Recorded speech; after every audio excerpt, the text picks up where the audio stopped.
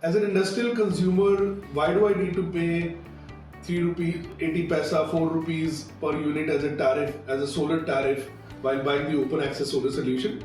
Whereas for the same solar power, the government of India or the state government, when they invite bids, the tariff comes out to be around between 2.5 to 3 rupees per unit. This is one of the critical reasons that industrial customers struggle to get answer to and thus delay their decision while availing the open access solar solution. So in this video, I'll be covering in detail the rationale behind the difference between 2.5 to versus 4 rupees tariff that you as an industrial consumer would be paying. So stay with me in this video till the end, because by the end of this video you will have 7 key differences or 7 key parameters to wherein you can understand why there is a difference between the tariff 4 rupees tariff that you are paying versus the tariff 2.5 rupees tariff that government is paying for buying the same solar power. Hi, my name is Gaurav Kawatra. I am the director at Infinia Solar. Infinia Solar is one of the country's leading marketplace and renewable energy consultants. We have served 25 customers with roughly 120 megawatt of open access and rooftop solutions and have experience of delivering 60 projects, which has helped our customers save up to 40% in their cost and replace up to 70% of their power from conventional sources to renewable energy sources.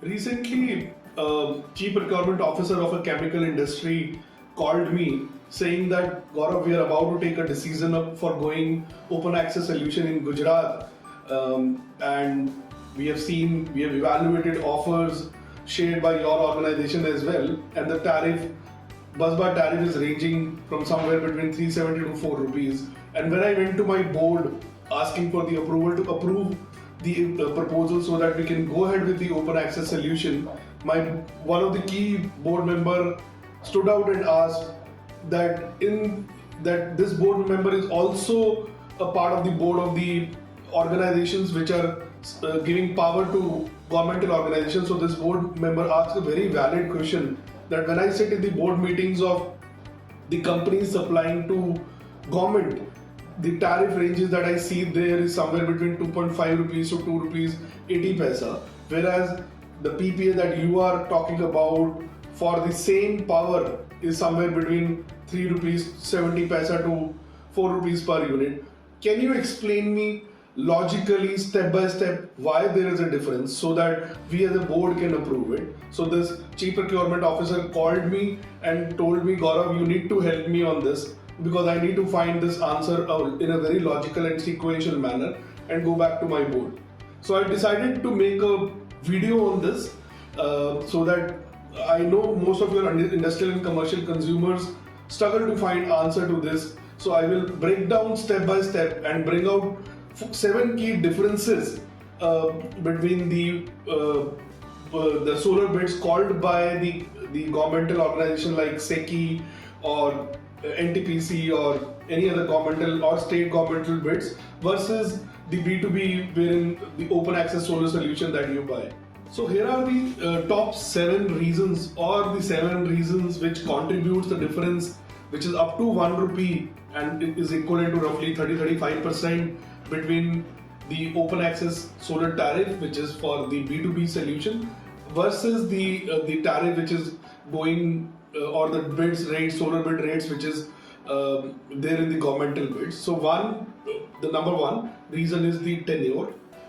Typically in the government bids, which is called by SECI or there are state government which are calling that bids, the tenure is 25 years, which is the fixed tenures, and versus what we have seen in the B2B space, the PPA tenure ranges from 15 to 20 to 25 years, and we have seen in the open access the inclination for the industrial and commercial consumer is to go for a lower tenure, typically like 15 years kind of lock-in or 20 years kind of lock-in, versus the government bids where the lock-in is for the 25 years. So this contributes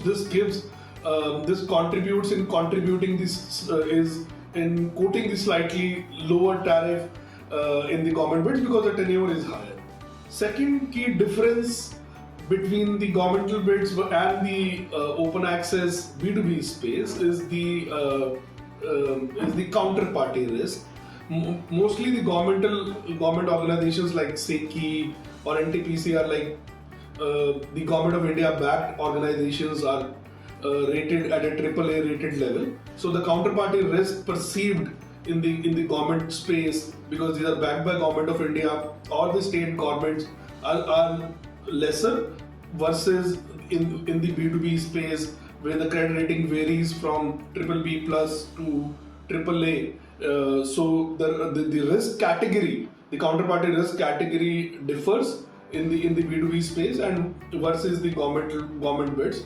It is not generally the case with every state government. For example, Gujarat counterparties or the Gujarat utilities have a stronger credit rating or a counterparty strength versus probably, let's say, in Andhra Pradesh or Telangana state. So yes, I think so. This is another reason which contributes a difference between a government tariff and also versus the B2B tariff. So this is the second reason which contributes.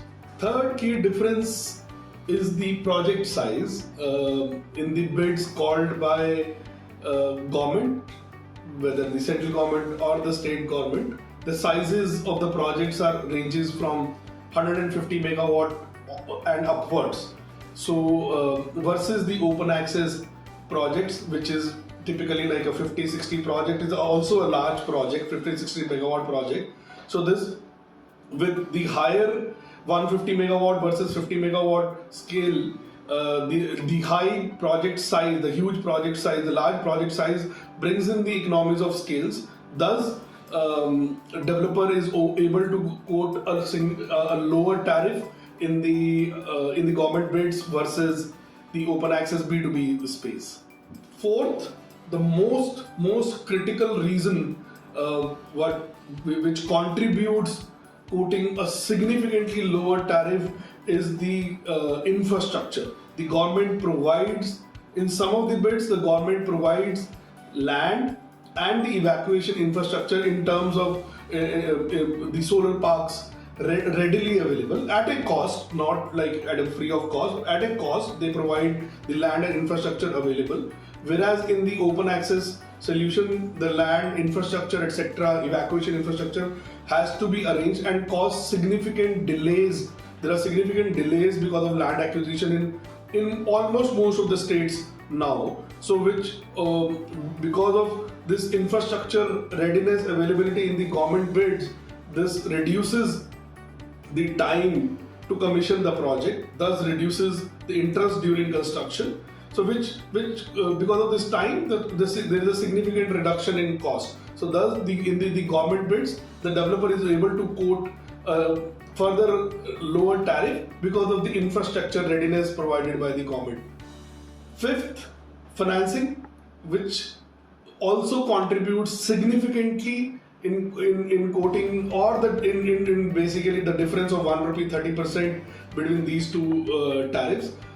In the government bids, because the counterparties are the government with strong credit rating, etc., the financing available, and also because of 25 years tenure contract, the financing available is of longer term, which is up to 20 years financing that you get, and the rate of financing is also cheaper because the banks perceive lesser risk in terms of the counterparty in case of, especially in the central government bids. Whereas in B2B space, which is the open access solution for the industrial consumer, since the tenures are lower, the financing rate is also higher because of the counterparty risk. Thus, the financing package in the government bids is significantly helps developers quote a lower tariff and also contributes to this difference of 1 rupee per unit which is coming in both of the bids.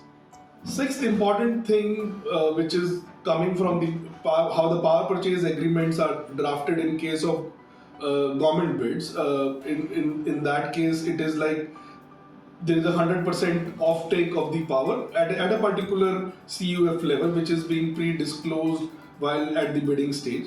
Though into B2B space or in the private space also, wherein industrial consumers get into a contract which is typically a take or pay kind of contract, But since open access is subject to the banking regulations, which varies from state to state, so there is a possibility in particular state wherein the power gets lost or probably don't get banked.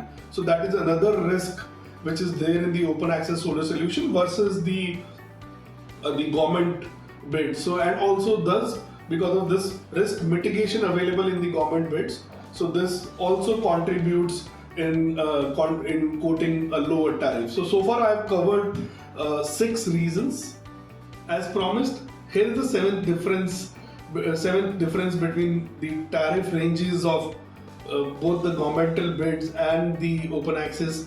There is in the industrial consumer or in the B2B space, there is generally a premium expectation by the developer because he's taking far more risk versus the government bids, and the premium contributes slightly, probably 5 to 10 paisa kind of premium expectation which is there, which contributes to this 1 rupee or 30% difference which is there in both of the bids. So these are the 7 reasons which explains the difference between these two bids, and hope you would have found value and a lot of clarity and conviction by understanding this difference of 30% or 1.5 rupees tariff difference between these two bids, and you can go back to your board and present with that conviction. If you found value in my video, please do like and subscribe to my channel, and I'm looking forward to see you in my next video. Till then, see you, bye, thank you.